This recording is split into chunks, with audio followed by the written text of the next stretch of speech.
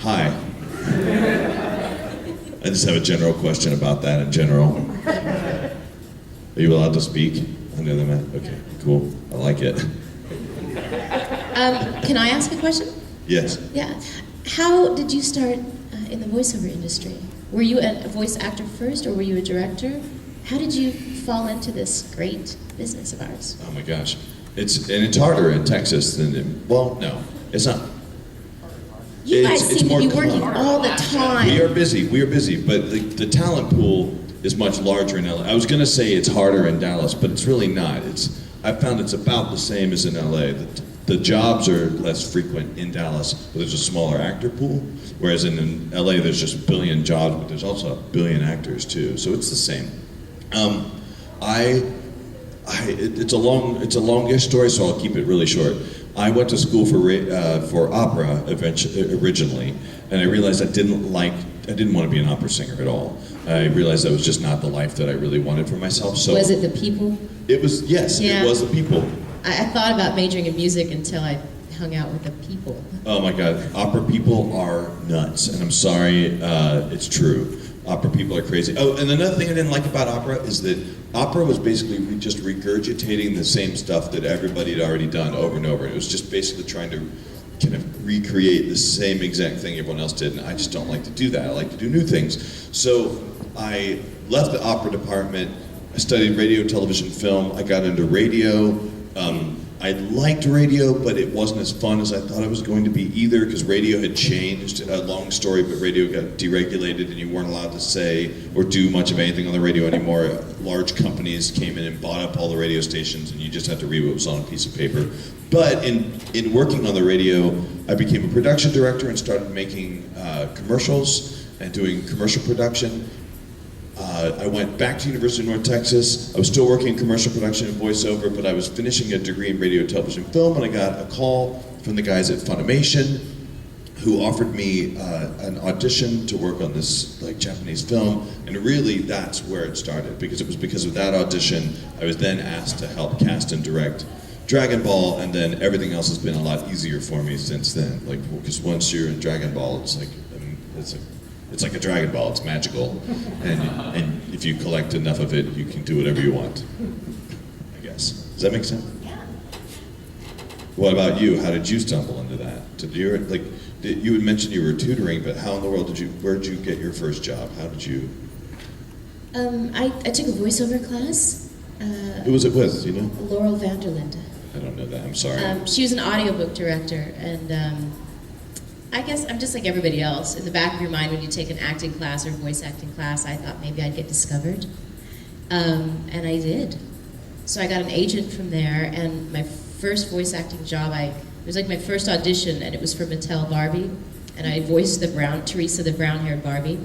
And then I had a manager, and Tokyo Pop was getting into the anime business, and they had an audition for a series called Vampire Princess Miyu.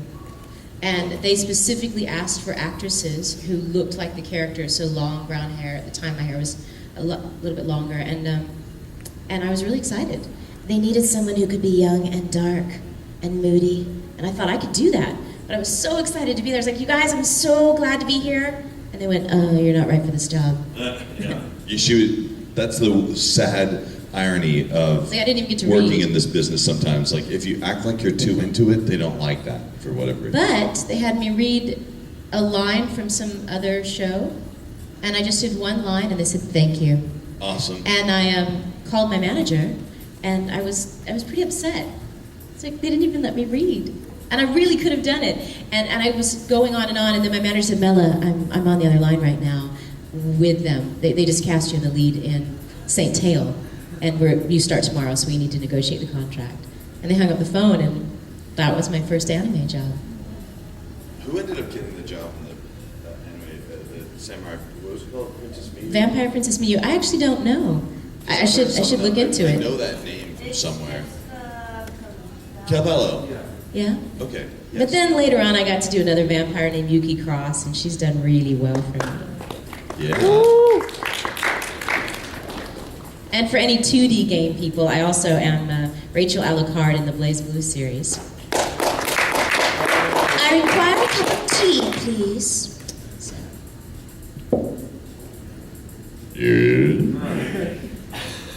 At the time when you first started working on Dragon Ball Z, were you already in the union? Were you dues paid, or what was? No, I was not. Texas is a right-to-work state, isn't it? Yeah. I am in the union now. I am a dues-paying non-member of the union. I am what's called financial core.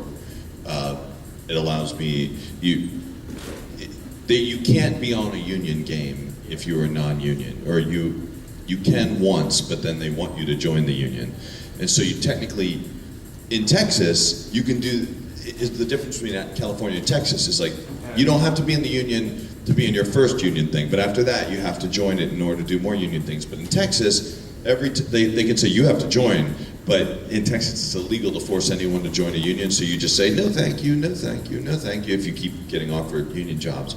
But I found myself going out to California every now and then to do some work, and to make it easier I just joined the union, and then went financial core, which is you have to write a letter and say I can't survive in the state that I live in without doing non-union work too. They don't really like you to do that, honestly. It's not, and to be honest, I wish I didn't have to, but I couldn't do a lot of other work that I do if I wasn't. So. there was a question. You had a question? Previously, your hand was raised. Did you change your mind?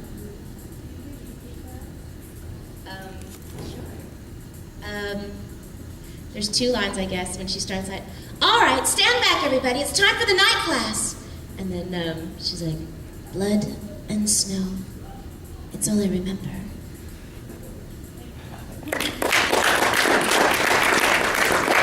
Yes? If you have the 7 Dragon Balls, what would you guys wish for? More balls. I would not wish for more balls.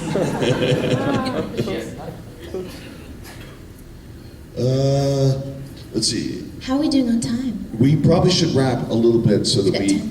Yeah, but I need to go get my stuff before we go do the signing and stuff like that. Are you guys going to be coming to the autograph stuff after this? Okay, let's let you guys actually go get in line before so you don't end up having to be the last people in line because you appreciated us enough to come see our panel.